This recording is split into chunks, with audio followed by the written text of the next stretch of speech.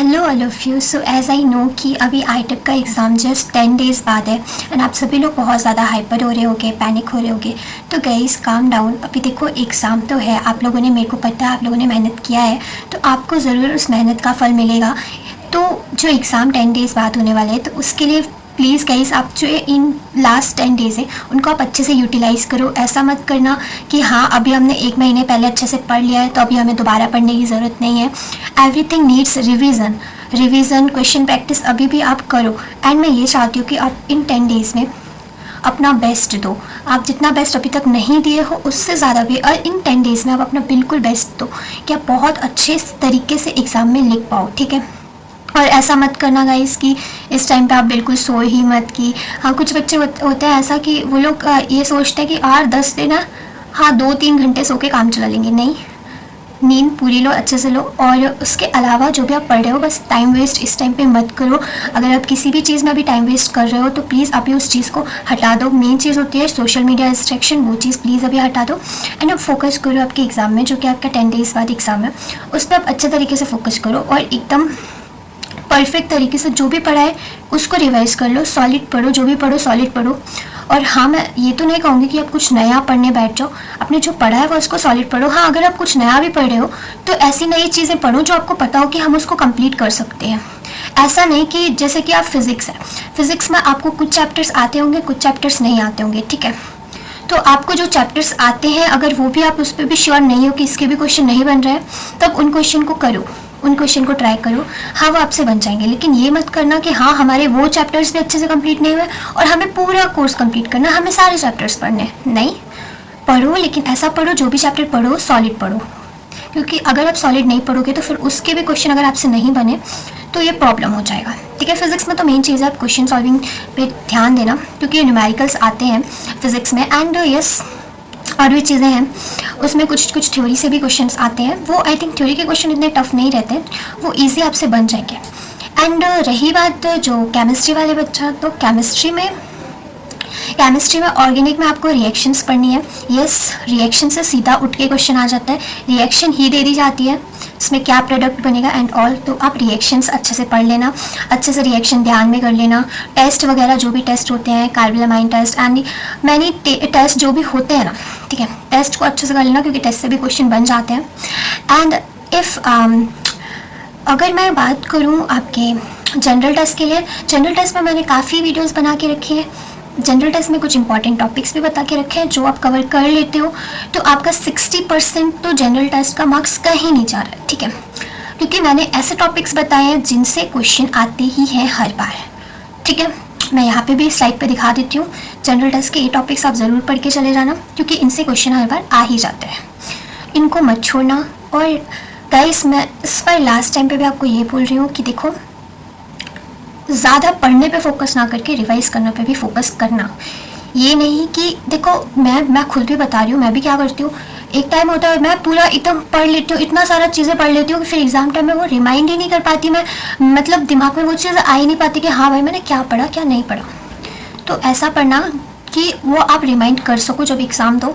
तो ये रहे कि हाँ अगर आपको लग रहा है ये chapter, this chapter needs revision, 10 दिन है, रिवाइज़ करो अच्छे तरीके से उनको और फोकस करके स्टडी करो। देखो अभी इस टाइम पे डिस्ट्रैक्शन हटा दो, क्योंकि गाइस तुम लोग जानते हो जो ये एग्ज़ाम होने वाला है, this exam will decide your future university. You know कि भाई हम 4 साल अपना कहाँ स्पेंड करने वाले हैं, ये एक एग्ज़ाम डिसाइड करने वाला है। ये आपको भी पता है, ये मुझे भी पता है। तो प्लीज़ इस बात को आप अच्छे तरीके से मतलब सोच लो कि हाँ ये चीज़ है तो है। अभी हमारे पास हमें एकदम टाइम को अच्छे से यूटिलाइज़ करना, एक भी टाइम वेस्ट नहीं करना कहीं पे भी। Instagram reel scrolling, I know reel scrolling बहुत बड़ा डिस्ट्रैक्शन है, बट यस आप अगर इस टाइम पे फोकस कर लिए ना तो फिर तुम रील स्क्रॉल करोगे भी तो इतना दिक्कत नहीं है, ठीक है। आई नो माइंड डाइवर्ट होता है, बट इस टाइम पे आप अपना माइंड सिर्फ स्टडी की तरफ लगा के रखो, क्योंकि यू नो गाइस ये वाला टाइम जो है वो वापस नहीं आएगा आपकी लाइफ में। ये हो सकता है हाँ भाई अब जैसे अगले साल भी एग्ज़ाम देना है तुम्हारे लिए टाइम वापस आ जाएगा, बट हम क्यों अपना 1 साल वेस्ट करें, हम इसी साल करना चाहेंगे वो करेंगे। अगर हमें IIT चाहिए, NIT चाहिए, RI चाहिए तो इसी साल मेहनत करेंगे, अगले साल का वेट नहीं करने वाले, ठीक है। तो इसी साल अपना बिल्कुल अच्छा परफॉर्मेंस दो, मेरिट पे दिखना चाहिए ना भाई, अपना नाम दिखना चाहिए, अपने पेरेंट्स को प्राउड करना इस चीज़ के लिए। मतलब मैं यही बोलना चाहती हूँ, देखो रिसोर्सेज की कमी नहीं है। जो लोग बोलते हैं ना रिसोर्सेज नहीं है, आईटेप है, हमारे पास कोई रिसोर्सेज नहीं है। देखो आई नो आईटेप के पास कम रिसोर्सेज है, बट एक प्लस पॉइंट है कि CUET से सिलेबस मैच करता है, ऑलमोस्ट मैच करता है, तो आप उनकी प्लेलिस्ट भी यूज़ कर सकते हो पढ़ाई करने के लिए।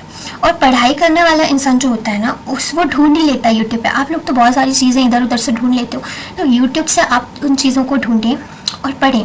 और टॉपिक्स देखो, आप जनरल टेस्ट के लिए अलग से आईटेप की वीडियोस भी होंगी, बट यस आप जनरल टेस्ट के लिए सीधा आप टॉपिक देखो, टॉपिक सर्च करो। लाइक ठीक है, क्लॉक एंड कैलेंडर एक टॉपिक हो गया, इससे एक क्वेश्चन हमेशा आता है, ठीक है, हर बार आता है, तो आप उस टॉपिक को जाओ सर्च करो। CUET वालों के लिए वीडियोस बनिए तो देख लो ना भाई, CUET वालों के लिए बनिए, किसी के लिए भी बनिए। अब क्लॉक एंड कैलेंडर तो चेंज नहीं हो जाएगा ना कि भाई वो CUET वालों के लिए है तो अलग से क्लॉक एंड कैलेंडर आएगा, नहीं, टॉपिक वही रहेगा, कॉन्सेप्ट वही रहेगा, क्वेश्चंस भी वैसे ही रहेंगे, ठीक है। टाइप ऑफ क्वेश्चंस होते हैं हर जगह, तो वैसे ही टाइप के क्वेश्चंस भी रहेंगे। सो गाइस, फर्स्ट थिंग है काम डाउन, और कोई भी पैनिक मत होना। ये भी मत सोचना कि हाँ भाई अभी तक हमने कुछ नहीं पढ़ा, एकदम पैनिक होके।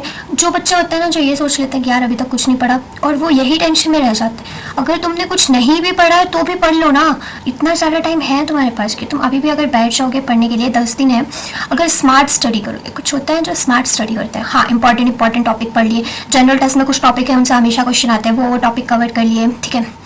और भी बहुत कुछ चीज़ें होती है, उनका डोमेन तो पहले से ही 12th में पढ़ते आए हो, 12th के नोट्स उठा के रखे, उन्हीं को रिवाइज कर लिया, क्वेश्चन प्रैक्टिस कर लिया, बहुत कुछ हो सकता है। तो ये तो बिल्कुल भी मत सोचना कि भाई अगर अभी हमने कुछ भी नहीं किया है तो हम कुछ नहीं कर सकते, हमारा एग्ज़ाम ख़राब जाएगा, ये बिल्कुल मत सोच के रखना। मतलब कोशिश करो कि हाँ भाई अगर अभी भी हमने इतना टाइम वेस्ट कर दिया है, मान लो कि अभी तक आपने बहुत ज़्यादा टाइम वेस्ट कर लिया है, पर फिर भी ये कोशिश करो ना कि यार हम ये अपने 10 डेज़ भी वेस्ट ना करें, उनको भी अच्छे से यूटिलाइज़ करें। और गाइस मैं एक चीज़ और बोलना चाहती हूँ, अगर आप एग्ज़ाम देने जाओगे तो एग्ज़ाम में आप ना उतने टाइम पे कंप्लीट करने का कोशिश करो कि हाँ मुझे कितना टाइम लग रहा है टीचिंग एप्टीट्यूड में करने में, कितना जनरल टेस्ट में करने में, सारी चीज़ें अच्छे से देखो। वहाँ ये मत करना पेपर मत छूटना देना, ठीक है, ये मत बोलना पेपर छूट गया, ठीक है, क्योंकि ये एक बहुत बड़ी चीज़ हो जाती है, पेपर छूटना फिर बहुत बड़ा दिक्कत हो जाता है। तो प्लीज़ गाइस आप लोग अच्छे से कंसंट्रेट करके एग्ज़ाम देना। और मतलब ये है इस टाइम पे गर्मी वर्मी भी चल रहा है तो हेल्थ का भी ध्यान रखना, ठीक है। ज़्यादा बाहर जाने की ज़रूरत नहीं है, घर पे तुम अच्छे से पढ़ने बैठ जाओ। 10 दिन तो ऐसा पढ़ो कि भाई एकदम तबाही वाला पढ़ो, क्योंकि ये 10 दिन आपके कॉलेज डिसाइड करने वाला है, आपका यूनिवर्सिटी डिसाइड करने वाला है कि आप कहाँ होगे, नेक्स्ट 4 ईयर आपके कहाँ बीतने वाले हैं, किस यूनिवर्सिटी में बीतने वाले हैं, कहाँ के फेस्ट को आप इंजॉय करने वाले हो, ये सारी चीज़ें डिसाइड करने वाला है ये 10 डेज़। तो मैं आपको बस इतना कहना चाहती हूँ कि प्लीज़ फोकस रखना और प्लीज़ डिस्ट्रैक्शन से दूर रहना, ठीक है। तो bye bye guys and yes best of luck all of you, best of luck from my side. Yes guys, and जब रिजल्ट आएगा सभी लोग कमेंट करना कि किसके कितने मार्क्स आए, ठीक है। तो bye bye guys and best of luck from my side, ठीक है, बाय।